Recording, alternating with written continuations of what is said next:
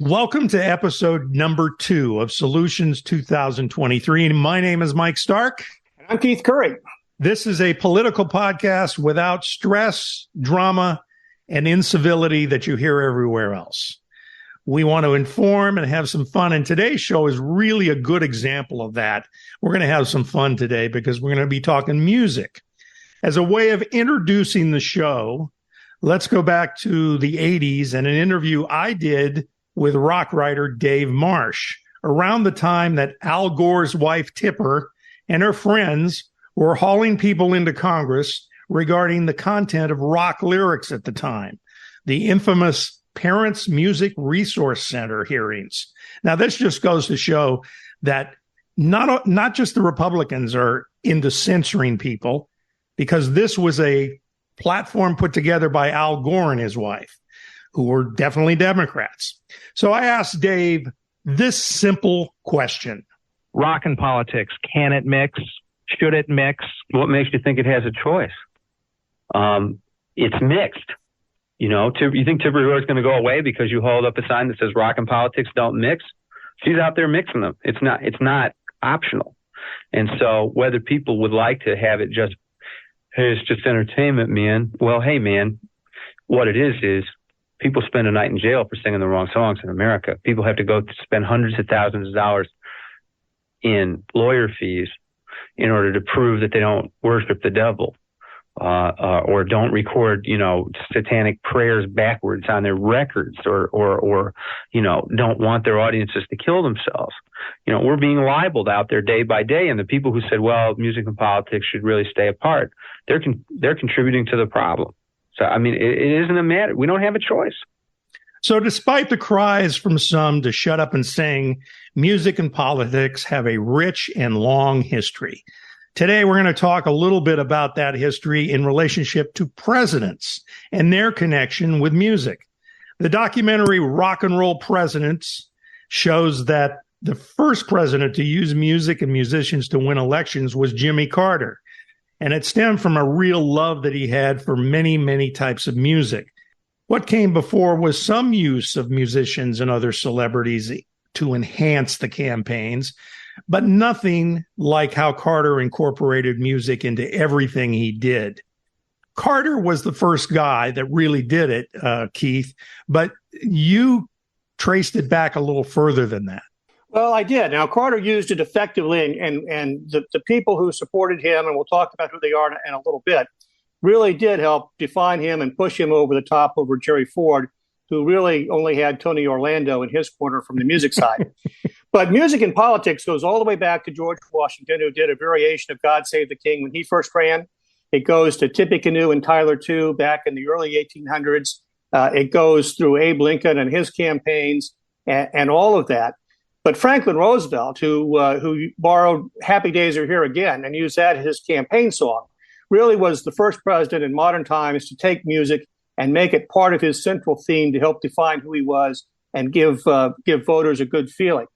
In the very first television commercial, Dwight Eisenhower picked up I Like Ike with cartoons banging the drum, and they walked across the screen for 30 seconds.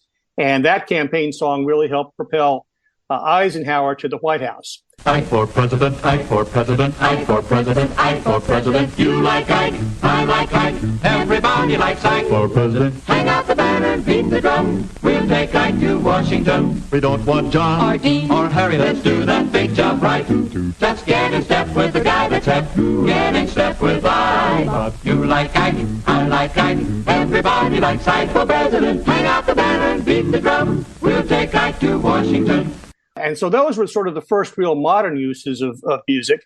And of course, then you get to the Kennedy era, and he had in his corner the Rat Pack. He had Frank Sinatra, Dean Martin, Sammy Davis Jr., who all contributed. Frank wrote a song, High Hopes, that became a Kennedy campaign song. Everyone is voting for Jack, 'cause he's got what all the rest lack. Everyone wants to back Jack. Jack is on the right track, 'cause he's got high hopes. He's got high hopes. 1960's the they were all in on the campaign, and in a very narrow election, helped to push Kennedy over Nixon. Now, it should be remembered that back in 1960, there was some very significant black support for Republicans. Lionel Hampton, Jackie Robinson, even Martin Luther King were all prominent African Americans who were supporting Republican candidates at the time, mostly because of Nelson Rockefeller. As governor of New York, Nelson Rockefeller was a major funder of Martin Luther King's organization and helped use Jackie Robinson as an advisor, and was very active in pushing the Republican Party on civil rights issues. And, prior to the 1960s, the Republican Party was the party of civil rights. And that changed after the Kennedy assassination and Lyndon Johnson with the Civil Rights Act, and those black leaders sort of fell away from the party. But, there was sort of, that was the dichotomy. You had, some very significant black national leaders. You had the Rat Pack for the Democrats. Kennedy won the election and sort of moved on from there. It should be noted also that the reason that the blacks left the Republican Party is a lot of Dixiecrats, which were mainly Southern Democrats, left the Democratic Party with their racist ways and went to the Republican Party, right? Well, there was a great transmigration of Southern Democrats to the Republican Party, and Northern African Americans to the Democratic Party, and Southern whites to the Republican Party. That was going on at this time. It was a time of great national transition and turmoil, frankly. Sammy Davis Jr. perhaps embodies this the most, because Jack Kennedy was actually the last Democrat to run a Southern strategy. And Joe Kennedy barred Sammy Davis Jr. from participating in the inaugural. He leaned on Frank to force Sammy to postpone his wedding to Mae Britt because he thought that would be a problem. Sammy actually performed at the Los Angeles Democratic Convention and was booed by the Alabama delegation. Wow. And so, and then, of course, after he was elected, Kennedy moved away from Sinatra, refused to stay at his home in Rancho Mirage. And that resulted in Sammy Davis Jr. ultimately moving over and supporting Nixon, and Frank Sinatra and Dean Martin ultimately supporting Republican candidates, most notably Nixon and Reagan. So Nixon did get the Rat Pack support, basically, from the Democrats. Well, he did. I mean, the migration worked both ways. Now, Nixon, who had been a champion of civil rights in the 1950s, had his own Southern strategy. And by the 1972 campaign, the only notable really black musician who would go to rallies and support Nixon was Scatman Carruthers, who wrote a song. And I remember I heard it 3 or 4 times at Nixon rallies. Mr. President, you are so elegant. And that became a classic lead into the Nixon campaign.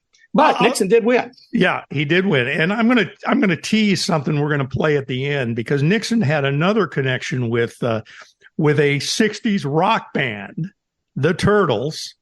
And we're going to play something at the end. You want to stick to the end, because we're going to play it at the end, of an account of Howard Kalin and Mark Volman, who were the main force of the Turtles, their visit to the White House. And so you want to stay tuned for that. Before we leave the Nixon era, okay, I want to talk about the concert that I, as a young Republican, would have died to go to. Okay. And that was they used a music bar with a treble clef and 3/4 like the time. So 3 for McGovern, when Barbra Streisand and Carole King and James Taylor did a massive concert in Los Angeles. Wow. That really sort of aimed music in the direction of George McGovern. Those were 3 of my favorite stars at the time. I was 17. I'd never been to a concert before, but that's the one I wanted to go to. But they did it on behalf of McGovern. It didn't help McGovern, but it really plugged music into the campaign in a big modern way. Right. Again, we have to remember that music, even though they had that big concert and everything, music wasn't quite as important to campaigning as it became with Jimmy Carter, because Jimmy Carter is really the guy that broke through with that. And I guess Gerald Ford wasn't president long enough to have any real music connections. I guess he got the leftover Nixon stuff. But well, he had Tony Orlando. Tony Orlando was big at the time, and Tony Orlando and Mrs. Ford were actually close friends. And to his credit, Jerry Ford began 34 points down and is credited with running the best unsuccessful campaign ever run, and closed to within a few points, but didn't close enough. And to your point, Mike, it's because Jimmy Carter was, if you think about it, let's just look at him, the first rock and roll president. What gives him that title? Well, it wasn't Roosevelt. It wasn't Truman, who played piano along with his daughter. It's Kennedy's sort of his musical taste went to the Rat Pack, but it also went to, Pablo Casals, and it went to Camelot and that Right. kind of music. Lyndon Johnson just never connected to young people, and given his nature, he wasn't going to. Nixon had the Ray Conniff singers at the White House, and one of them, out of one of those long chiffon dresses, pulled out an anti-war thing. Yeah. Even the Ray Conniff singers worked against Nixon. Ford had Tony Orlando, so the path was wide open for a candidate to use the rock musicians of the time, and he did it very effectively with the Allman Brothers and Jimmy Buffett and Willie Nelson to really help give him a much more hip persona and ultimately win the election. Yeah. And Bob Dylan, I might add, who, was a hero to the youth at that point, especially. Okay. So we had Carter. And again, we talked about this. Allman Brothers were a big part of that. They played a lot of benefits for him. So they actually raised money for him as well. So not only did he have the hipness of the Allman Brothers, he was getting some cash from them. Yeah, and that was really kind of Sinatra and Dean Martin and Sammy Davis Jr. did a fundraiser in 1970 for Ronald Reagan when he was running for re-election as governor. And so it had been done before, but it had been done in a black tie banquet kind of context, Right. Not really in the concert venue the way that Carter was able to do it. Right. So then Ronald Reagan came in and he got the Rat Pack back, right? Basically. He did. And he vacationed at the Annenberg home and saw the Reagans every New Year's and became friends and actually produced the Reagan inaugurals both in 1981 and 1985. Now, you have a great story because you were working for the Reagan campaign. Most people know the story of Bruce Springsteen and how Reagan, his speechwriters had written a thing about how Bruce was the epitome of American youth, and the songs like Born in the USA were the epitome of what young America is all about, without really ever listening to the song or knowing anything about Bruce Springsteen. And of course, Bruce, who at that time really was not that political, did speak out briefly at a concert after that about that Ronald Reagan probably, he loved Born in the USA, but he probably didn't listen to the Nebraska album, which was basically written about the results of Reagan policy. But you have a Bruce Springsteen story in relationship to Reagan as well, right? Well, I do. And let's remember that Reagan carried 49 states in 1984 and won in a landslide and carried the youth vote. But I was the special assistant to the what's now called the Federal Transit Administrator. He was a young guy. He was 36. I was 29. And he was designated to be the chairman of the youth inaugural events. This is not campaign now. It's the inaugural, which is quasi-governmental.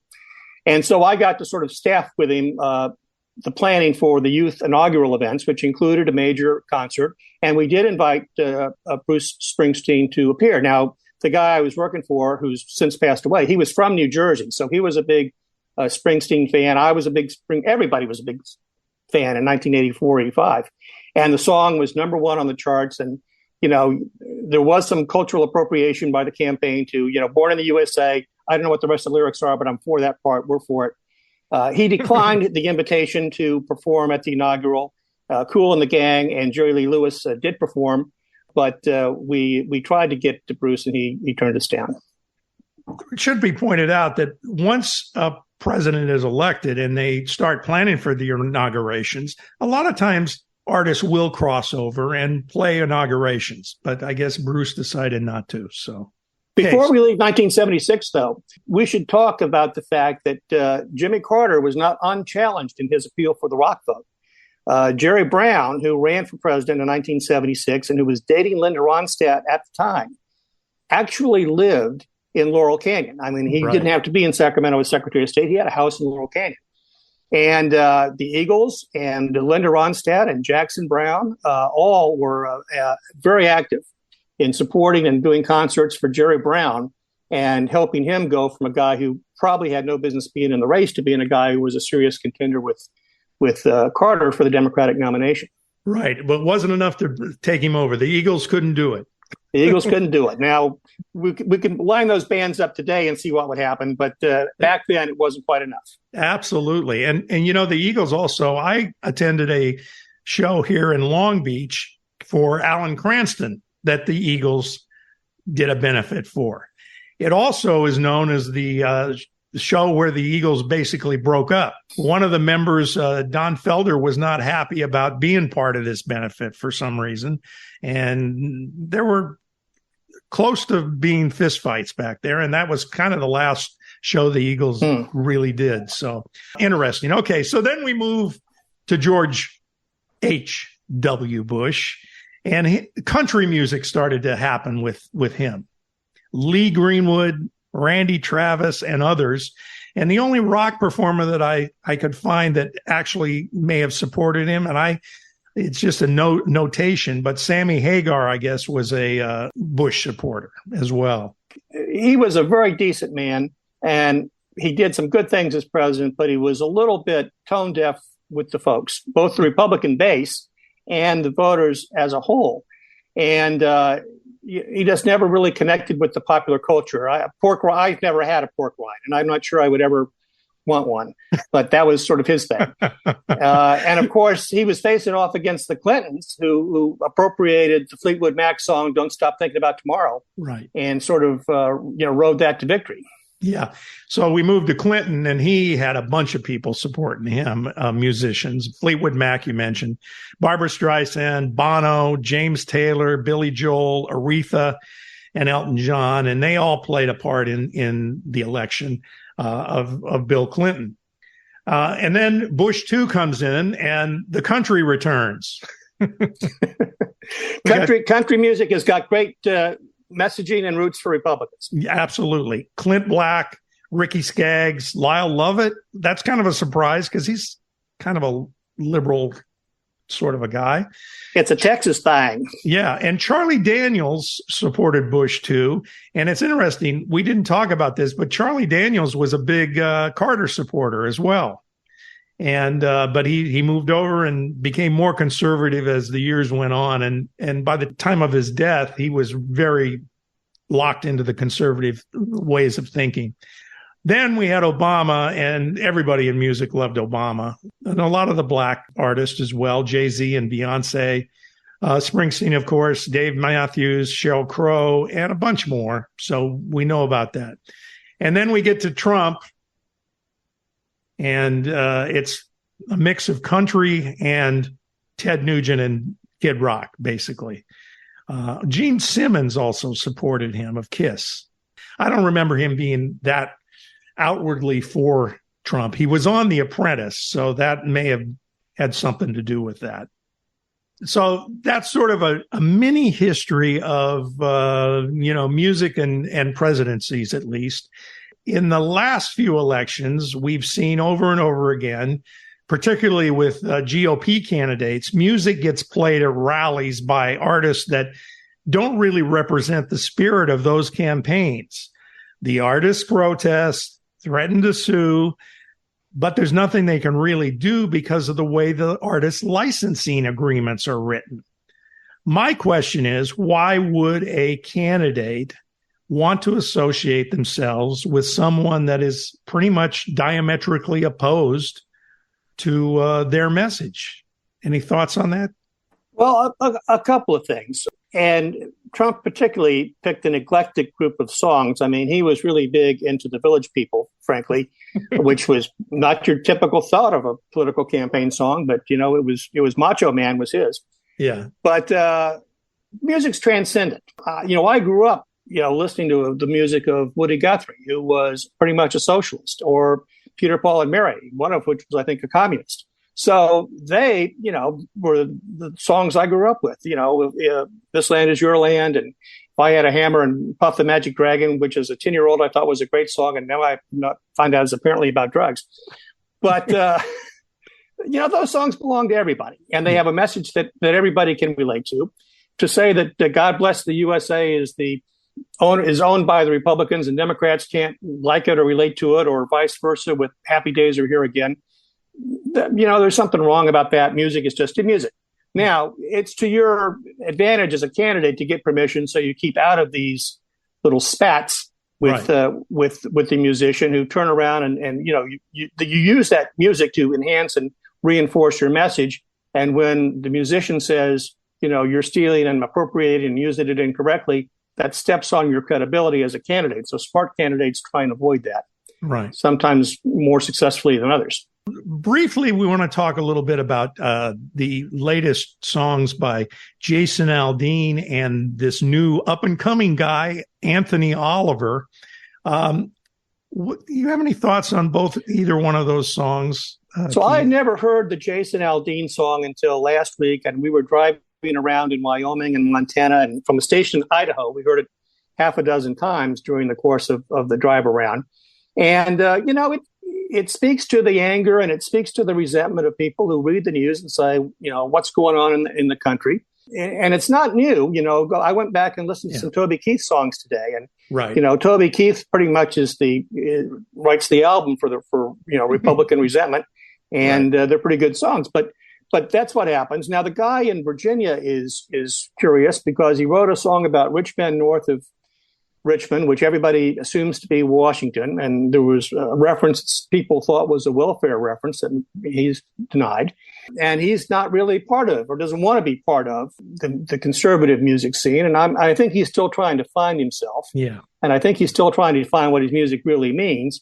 But again, people take it and it reflects back on what they want it to say. And they hear what they want to hear. And that is that's the magic of music if we're just going to break it down to that, without a doubt. Now, let's talk about the real magic of music, because we lost Jimmy Buffett this last week. And here's a guy that was as liberal as they come in terms of policies and everything, but he garnered a real conservative fan base over the years. Now, I'll talk from personal experience first. I saw Jimmy Buffett years and years ago, prior to the Parrot Head thing, and he was a singer-songwriter, and he wrote some absolutely beautiful songs and so on. And maybe I wasn't paying attention or whatever, but as I would attend Buffett concerts throughout the years, the texture of those shows, the feel of those shows changed quite a bit. They were less introspective and more party bud. I still went to the shows. I love Jimmy Buffett and everything, but the essence of the original singer-songwriter that I loved was kind of gone at that point for me. However, you were very involved in some of the stuff that Jimmy did with these Parrot Head groups, which I honestly loathed, but you can tell me about why I shouldn't loathe these, because they did a lot of good things, right? And are still doing good things. Well, they did. And, the thing, and I, like you, I went to my first Buffett concert in 1970 something at the Universal Amphitheater. And I went to my last Buffett concert in March in Palm Desert. And I don't know, a dozen in between, everywhere from Honolulu to Washington, D.C. And Jimmy's sort of transcended politics. His fan base moved with him from the 1970s, and he was 76, and most of his fans were in their 60s and 70s as well. Right. And that was reflected in the crowds. There was still pot smoking going out on the lawn in the amphitheater, but there was also a little Chardonnay going on as well in the seats. But they aged with him, and his songs aged with the group, and they became a definition of a lifestyle that people aspired to. And Jimmy may have been a liberal, but he was definitely a capitalist. Absolutely. And he built a great business empire around his lifestyle brand that's still going strong. And people, liked his music. And when you're a musician in politics, or when you're a politician in music, you can be a jerk, or you can be somebody that everybody says, I don't like his politics, but his music's good. Right. And Jimmy was that kind of guy. he was not a jerk about his politics. He was what he was. He didn't try and hide it, but he didn't try and push it in your face and make you resentful about it. Right. And that kept his fan base whole. And after I left elected office as mayor, I became the treasurer of the Orange County Parrot Head Club. It's an active group, people 60s and 70s. And it raises a lot of money for charity. Our particular groups here are Ronald McDonald House and Alzheimer's, but there's chapters. It was started by a fellow in Georgia, and it's grown all over the country. There's chapters all over America that do charitable support. There is a Parrot Head Fund to support parrot heads who were displaced by the recent hurricanes in Florida. They were very active in helping the folks displaced by Katrina and the other disasters through the years. And it reflects a charitable frame of mind. A party with a purpose is sort of the motto of the clubs. Every year they do a big gathering called Meeting of the Minds, usually in Key West. This year it's going to be on the Alabama coast, where the trop rock singers come to perform, and sometimes Jimmy used to come. And you see folks from all over the country who share the similar love for Jimmy's music. And I'm pretty sure it's going to go on for quite a few more years. And it should be noted, Jimmy was very supportive of these groups once they got started. I don't think he really started them, right? They just sort of organically happened, if I understand right. And then he threw his support towards them, right? That's exactly what happened. They said, if we're going to party, let's party with a purpose. And I think one of the guys had a disease he was grappling with, and people gathered to help him, and that sort of blossomed into a national organization. Wow. Well, we're going to miss Jimmy without a doubt, and we're all raising a glass to him these days because he did bring people together. As you mentioned, there was plenty of pot smoking at his shows, but the conservative people turned a blind eye to that and let it go on, and there weren't fistfights in the audience. It was a great example of what music can be and the healing process and the joyful process that music is all about. So, all right. Is there anything else that's happened in the last couple of weeks that we need to talk about in terms of any sort of politics? Well, as we're speaking, they're having a hearing in Georgia to see about severing the trials. And then just today, judgment was entered in the second E. Jean Carroll case. He was liable again for his actions with her. So it's a drip, drip, drip effect. And on the other hand, he gets 60% in the polls. So Republicans are going to have to come to terms with a guy who may be in jail when the campaign gets to the ballot box, who's right now at 60% in the polls. In the meantime, the first lady's got COVID, and the vice president is wearing a mask, and he may or may not be able to go to India safely. And, the vultures are kind of circling him, not quite as many, but you can see him up there. So the country continues to head on a slow-moving train wreck, although it went a little bit more downhill this week. Well, you've assured me off the air numerous times, Keith, that the Republican support of Donald Trump is going to wane at some point. And I'm holding you personally responsible when it doesn't. It's the Jimmy Buffett optimism in me, Mike. I'm going to, I'm just going to think that tomorrow's going to be a better day. There you go. That's a good way to end it. Now, as promised, the Turtles played the White House for Tricia Nixon, I believe. And this is the recount, and this is kind of exclusive. This is an interview that was actually issued by Rhino Records. It was a limited edition interview, and I have a copy of it. And this is their recount of what went on when the Turtles visited the White House.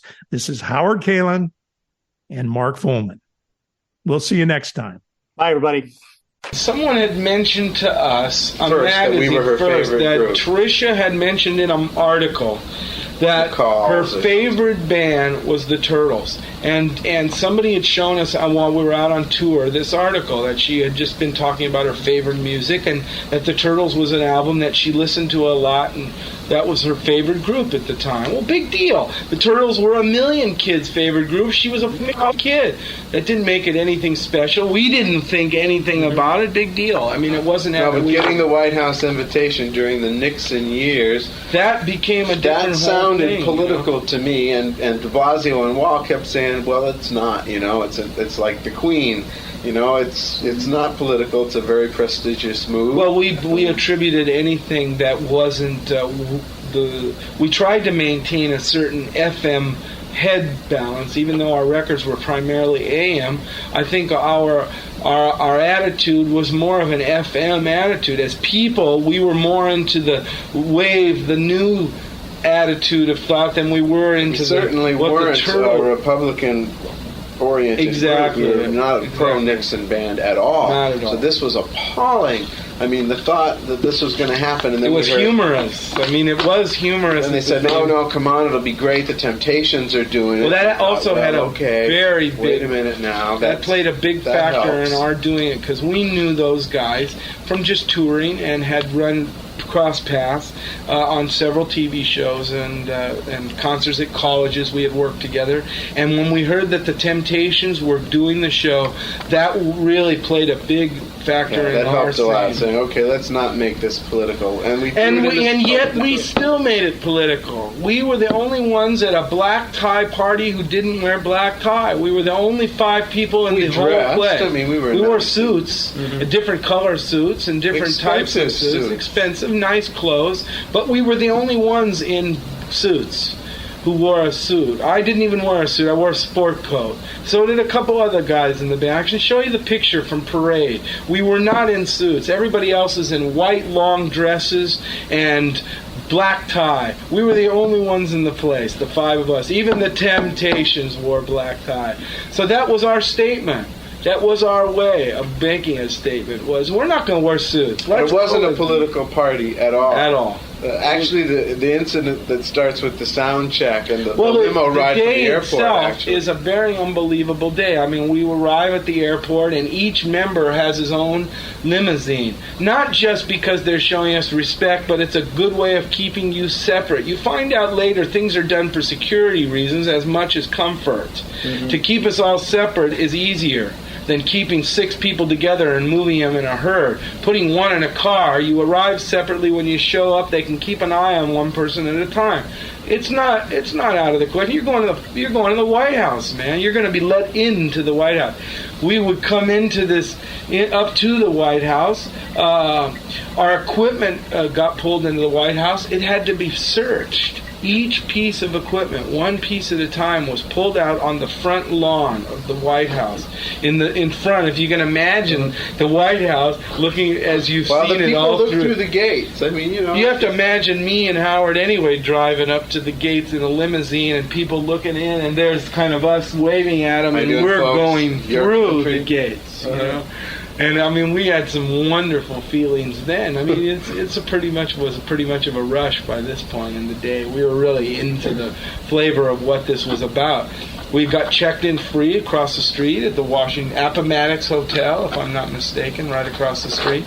And I think what happened at this point is they took each piece of equipment out of our gear, and then we've told the story a couple times about the fact that at the point that they got down to our drum kit, a trap case, a ticking sound appeared from the trap case, and the security guys went nuts. I mean, when I say they went nuts, I mean you saw restraint around our road guys. I mean, they actually ran behind them and stood behind the road guys.